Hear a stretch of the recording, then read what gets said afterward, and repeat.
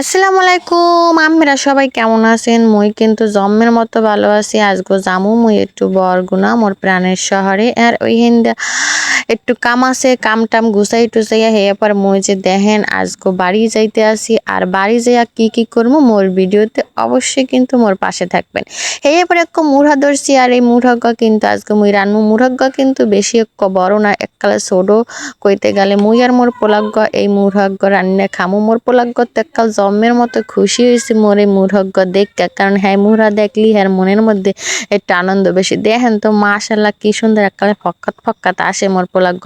যাই হোক মুড়াগ্গ পাইয়া এখন তো মুড়াগ্গ জব দেওয়ার পালা। মুই একাল জব দিতে পারি না, মায়েরে কইলাম মা তুমি মুড়াগ্গ জব দিয়ে দাও। মায় হলো কি মুড়াগ্গ জব দিয়ে দিল।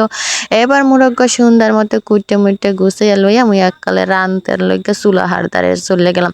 ও মাসুলার দ্বারে কি গরম আজকে, কিন্তু জম্মের গরম পড়ছে। যেহেতু আজকে জুম্মা মুবারক কিন্তু মুড়া খাওয়াই লাগে। প্রত্যেক দিন দুপুরে এলে গরম দেয় আর বিয়াল এলে দেওই নামে। মুরগা সুন্দর মতো রানলাম, দেখেন দি কষাইয়া টসাই এগুলো আবার কৈতরের খাওয়ান দেওয়া লাগবে। কৈতর বেচারা অনেক দিন ধরে মনে হয় খাওয়ান খাইলেও দিলেও খায় না, অন্য গুগু পাখি খাইলে। কৈতরের খাওয়ান দিয়ে মুই আবার একটু চুলার পিঠে বইয়া গেলাম। আর বড় কাতল মাছ রাঁধছি। কাতল মাছটা কিন্তু রাঁধতে খুবই মজা লাগবে, খাইতেও মজা লাগবে।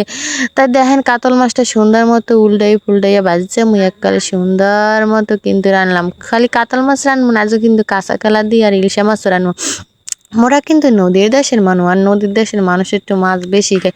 মগো বরিশাল আইলে খালি একসার খাল দেখবেন, নদী দেখবেন, বিল দেখবেন, না কিন্তু পাহাড় নাই মগো দেশে। এইবারে তো দেখছেন আজ বিয়ালবেলা হইছে, একটু ঘুরতে মুড়তে গেলাম। মামা একটু আইলাম। মামা কি সুন্দর একটু বইয়া রইলাম। আল্লাহ গ্রামের মাইয়া বুঝেন তো, একখান তো চুপচাপ থাকতে পারি না, একটু ঘোরাফেরা করলে মোর একটু ভালোই লাগে। যাই হোক ঘুরতে গেছে, একটু হালকা হালকা বৃষ্টিও পড়ছে, কিন্তু দেওই কন বৃষ্টি কন এক কথা কইলি হইছে।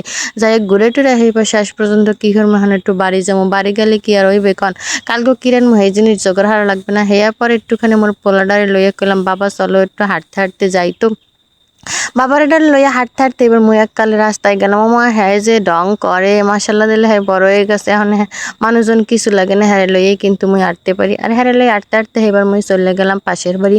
ওইখানে যাইয়া মুই কটা পাট শাক তুললাম। পাট শাক খাইতে কিন্তু মোর মজাই লাগে। এইবার দুগ্গ পম্বাও কিন্তু পাইছি।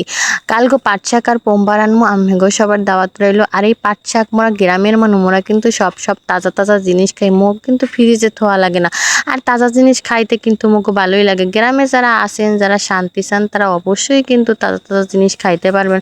শহরের মানুষের জীবন কিন্তু তাজা তাজা খাইতে পারে না, ফ্রিজে থেকে খাওয়া লাগে। আর মোরা তরতাজা জিনিস খাই।